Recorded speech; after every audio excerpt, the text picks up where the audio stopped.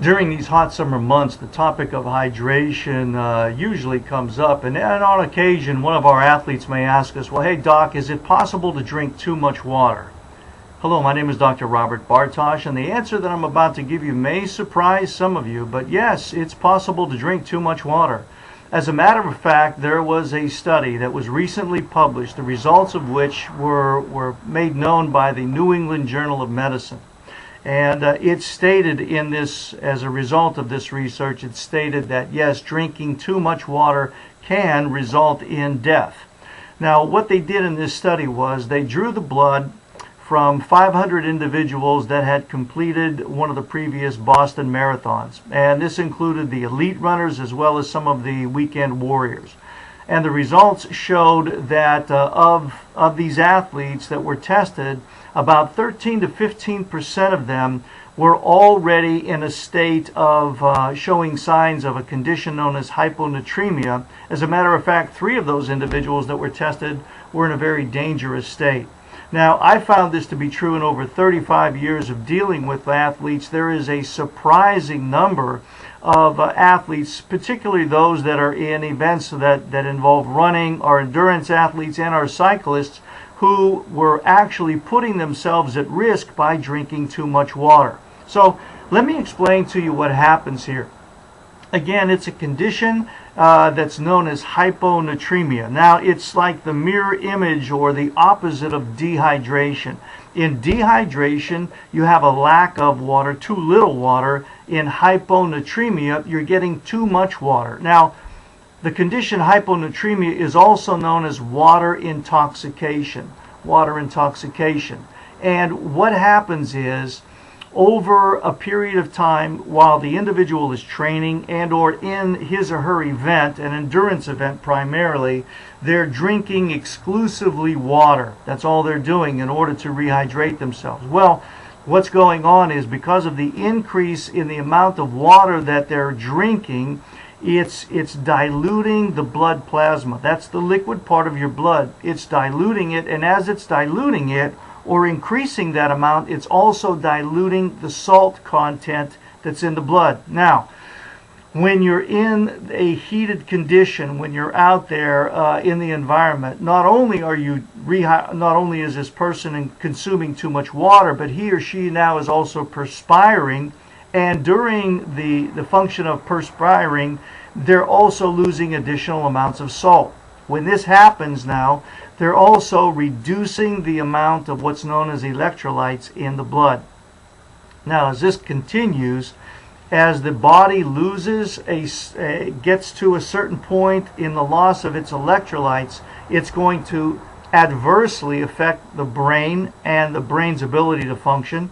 It's going to adversely affect the heart and the heart's ability to function, as well as all of the skeletal muscles, which this athlete now is recruiting in order to complete this event.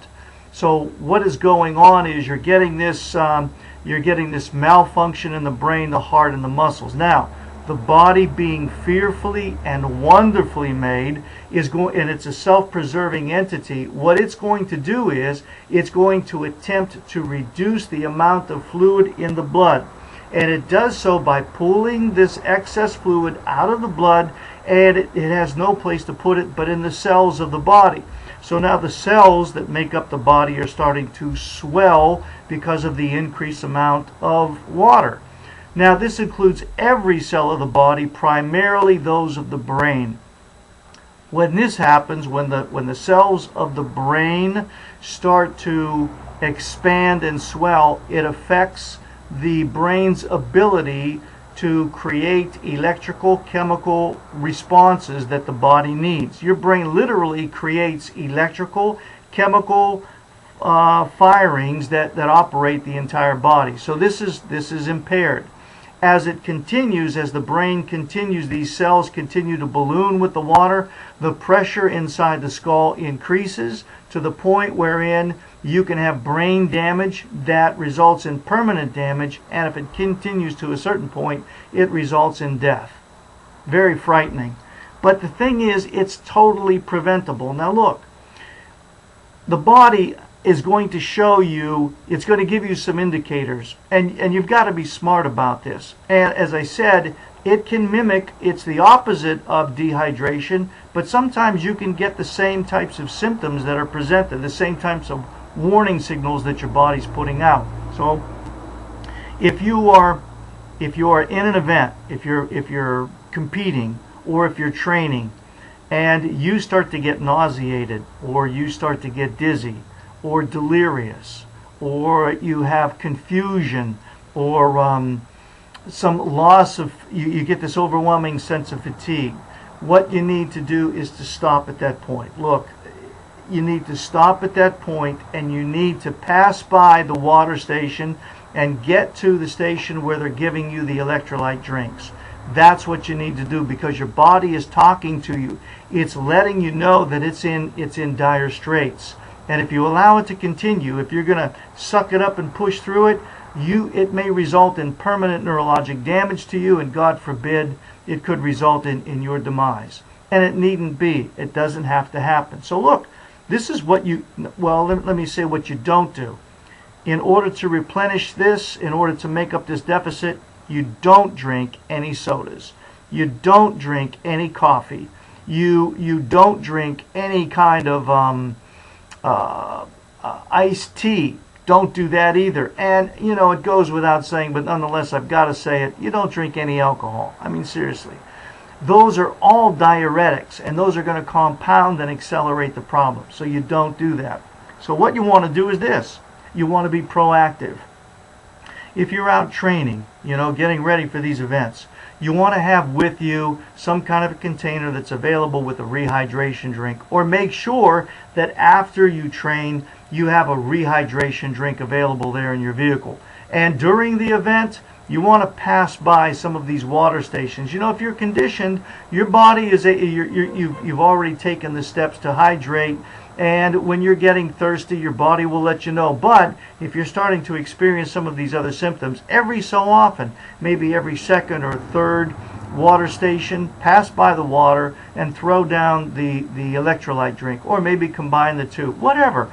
But the point I'm trying to make is get the electrolytes back into the body during the event, and most assuredly, you want to follow up after the event is over. That's a big mistake that I see a lot of athletes are making.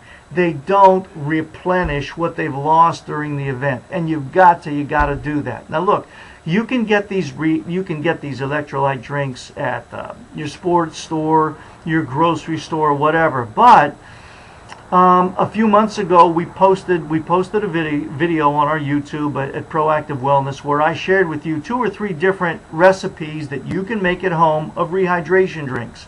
And I'll tell you this, they're far better than what you're going to get commercially, and they're far less expensive than what you're going to get commercially as well.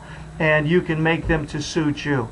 So the bottom line here is to be proactive. Don't allow these things to happen to you. Look, that body that you're exercising, that you're challenging in your events, that's the most important piece of equipment that you own, and you have a responsibility to take care of it. And this information, if acted upon, is going to help you to do just that. Hey, I want to thank you for allowing me to share this with you. Thank you for sharing your time with me.